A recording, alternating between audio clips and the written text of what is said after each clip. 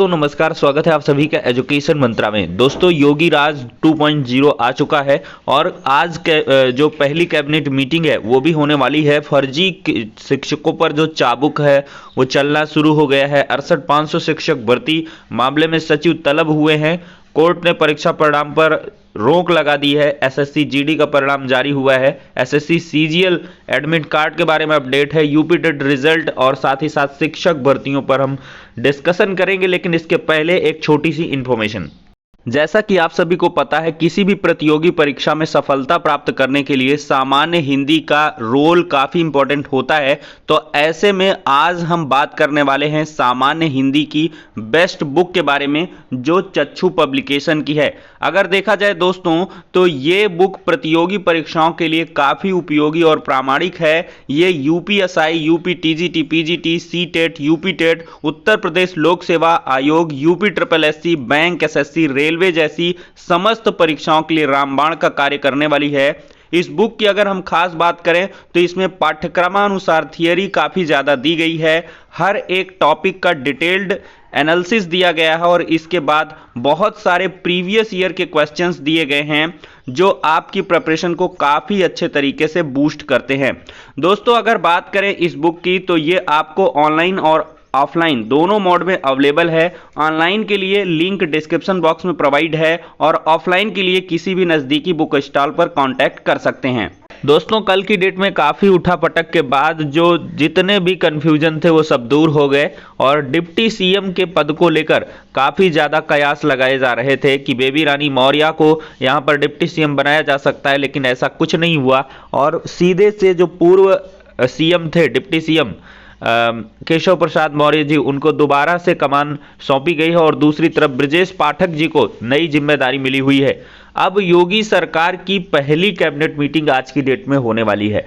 पहली cabinet meeting में कई सारे जो अहम प्रस्ताव है उन पर मुहर लग सकती है और कल की डेट में देखा जाए तो एक बैठक योगी आदित्यनाथ जी ने शपथ ग्रहण के तुरंत बाद करवाई थी, उसको हम दिखाते हैं आपको। देखा जाए दोस्तों तो योगी आदित्यनाथ के नेतृत्व में मंत्रिमंडल के 52 सदस्यों ने शपथ ली है और टीम योगी में 60% जो चेहरे हैं वो नए हैं। 18 कैबिनेट मंत्री बनाए गए हैं टीम योगी में और 14 राज्य मंत्री स्वतंत्र प्रभार बनाए गए हैं। 31 नए चेहरों को मौका योगी कैबिनेट में मिला हुआ है। देखा जाए तो ब्रजेश पाठक पिछली बार कानून मंत्री रहे और इस बार उप मुख्यमंत्री बना दिया गया। संदीप सिंह पिछली सरकार में राज्य मंत्री थे, इस बार कैबिनेट मंत्री बने। धर्मवीर की बात करें तो पिछली बार राज्य मंत्री थे, इस बार स्वतंत्र प्रभार बनाए गए और गुलाब देवी राज्य मंत्री से इस बार स्वतंत्र प्रभार पाकर हुई प्रोन्नत। तो केशव मौर्य और ब्रजेश पाठक डिप्टी सीएम बन गए और किनका पत्ता कट गया है देखें तो डॉक्टर दिनेश शर्मा, ये डिप्टी सीएम थे पिछली बार लेकिन इनको कुछ नहीं मिला इस बार। श्रीकांत शर्मा ऊर्जा मंत्री थे लेकिन इस बार कुछ नहीं मिला। आशुतोष टंडन नगर विकास मंत्री थे लेकिन इस बार कुछ नहीं मिला। सिद्धार्थनाथ सिंह लघु माध्यम उद्योग मंत्री रहे हैं और इस बार ड्रॉप आउट हो गए हैं।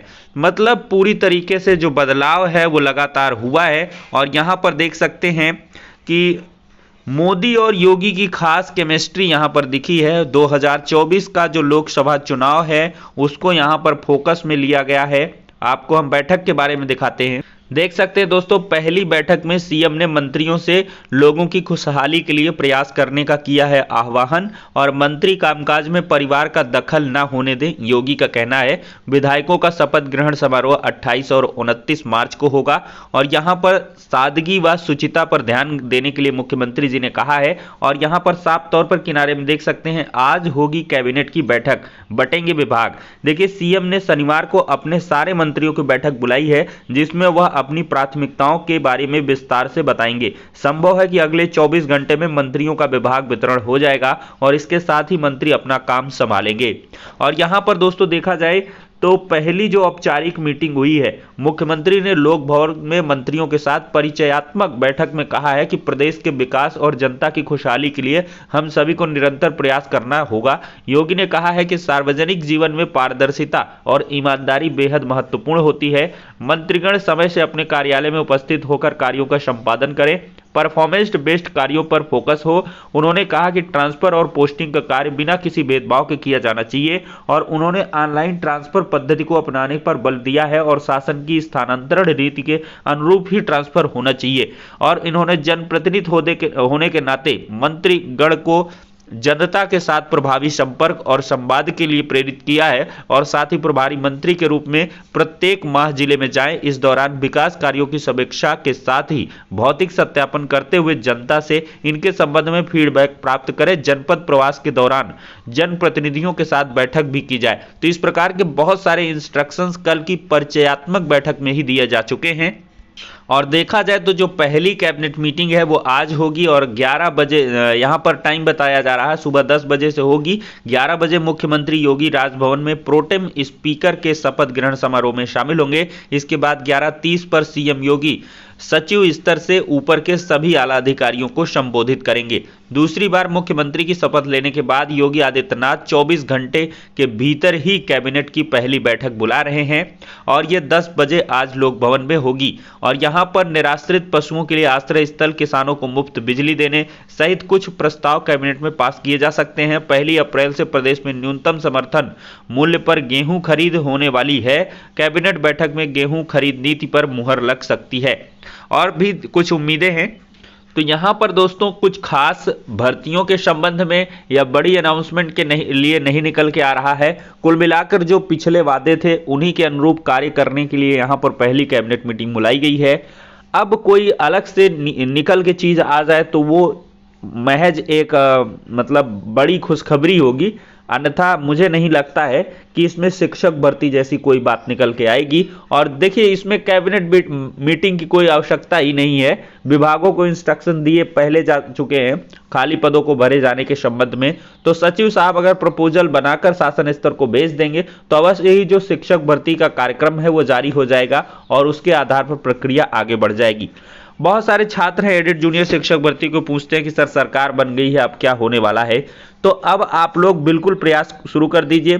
सचिव बेसिक शिक्षा परिषद प्रयागराज से मिलिए और इसके बाद सचिव परीक्षा नियोग प्राधिकारी से मिलिए और एक टीम को लखनऊ में लगा दीजिए और सारे जो अधिकारी हैं उनसे संपर्क करें। अवश्य ही जो अच्छे परिणाम है वो निकल के आएंगे। कल की डेट में दोस्तों यहाँ पर 6800 आरक्षण सूची के छात्रों ने सचिव साहब से मुलाकात करी है और उन्होंने कहा है कि बेसिक शिक्षा मंत्री के चयन के बाद से 2 से 3 दिन के भीतर ही आपकी भर्ती पर कार्य शुरू हो जाएगा और इसी अप्रैल माह में हम नियुक्ति देने की तैयारी कर रहे हैं। ऐसा 69,000 शिक्षक भर्ती में 6800 आरक्षित सूची के अंतर्गत खबर आई है। वहीं पर दूसरी तरफ देखा जाए तो 68,500 शिक्षक भर्ती मामले में सचिव साहब कोर्ट में तलब किए जा चुके हैं। दरअसल दोस्तों 68,500 शिक्षक भर्ती में कई प्रश्नों पर कॉमन अंक की बात थी और एक प्रश्न कॉमन मिलने पर यहाँ पर अभ्यर्थियों को अंक नहीं दिया गया जिससे उसकी नियुक्ति नहीं हो पाई। इसी वजह से सचिव साहब को कोर्ट ने तलब किया है और ये लगातार तलब हो रहे हैं। देखा जाए तो भर्ती परीक्षा का परिणाम घोषित करने पर रोक लगा दी है। इलाहाबाद हाई कोर्ट ने उच्चतर शिक्षा सेवा चयन आयोग की रसायन विज्ञान की असिस्टेंट प्रोफेसर भर्ती परीक्षा का परिणाम घोषित करने पर रोक लगा दी है। न्यायमूर्ति सिद्धार्थ ने सुभाष चंद्र श्रीवास्तव और 10 अन्य मामले में ये जो सुनवाई करते हुए ये जो कह लें आदेश है वो दिया है। कोर्ट ने याचियों पर पहले भी आयोग को जवाब दाखिल करने का निर्देश दिया था लेकिन जवाब दाखिल नहीं किया गया। आयोग 25 मार्च को साक्षात्कार लेने जा रहा है और इसी बीच परिणाम पर रोक लगा दी गई है। दोस्तों यूपी टीटी के रिजल्ट को लेकर कई फर्जी खबर निकल के आ रही थी लेकिन अब आपको हम सही अपडेट बताते हैं। कल की डेट में बहुत सारे जो न्यूज़ थे उनको देने के चक्कर में ये चीज़ नहीं निकल के आई थी।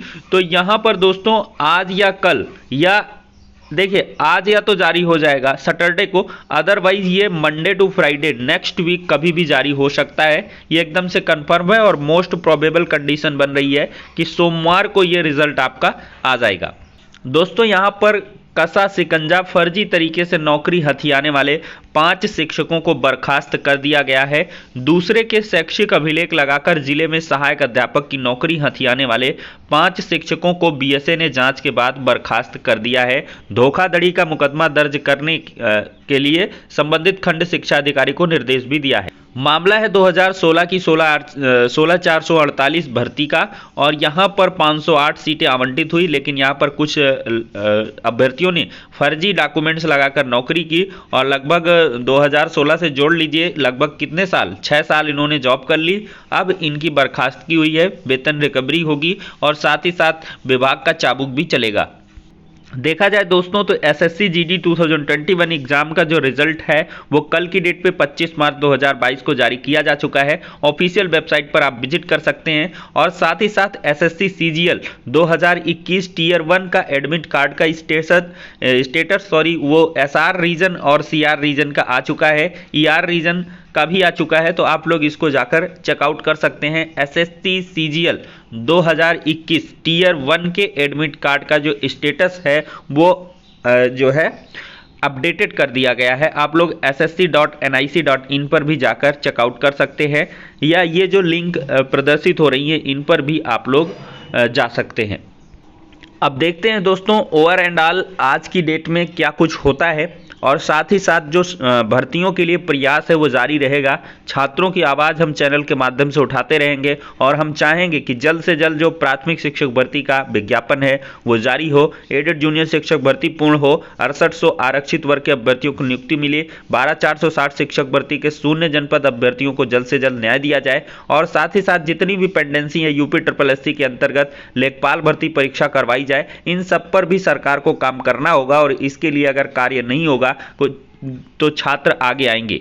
यहां पर देख सकते हैं छात्र एकता का क्या कुछ यहाँ पर नज़ारा है। यहाँ पर इलाहाबाद विश्वविद्यालय ने ऑफलाइन मोड में एग्जाम के लिए डिक्लेरेशन दे दी थी, लेकिन छात्रों ने इस कदर विरोध किया कि छात्रों के विरोध के आगे जो जिम्मेदार हैं वो झुक गए और फैसला बदल दिया। स्नातक तृतीय वर्ष के छात्रों की ऑनलाइन मोड में परीक्षा होगी, और स्नातक द्वितीय वर्ष के जो छात्र हैं बिना परीक्षा के ही अगली कक्षा में प्रमोट कर दिए जाएंगे। तो इस प्रकार से सामूहिक आत्मदाह की कोशिश से हड़कंप मच गया और अफरा तफरी हाथ पांव अधिकारियों के फूल गए, और उन्होंने आखिरकार जो अपना फैसला है उसको बदल दिया है।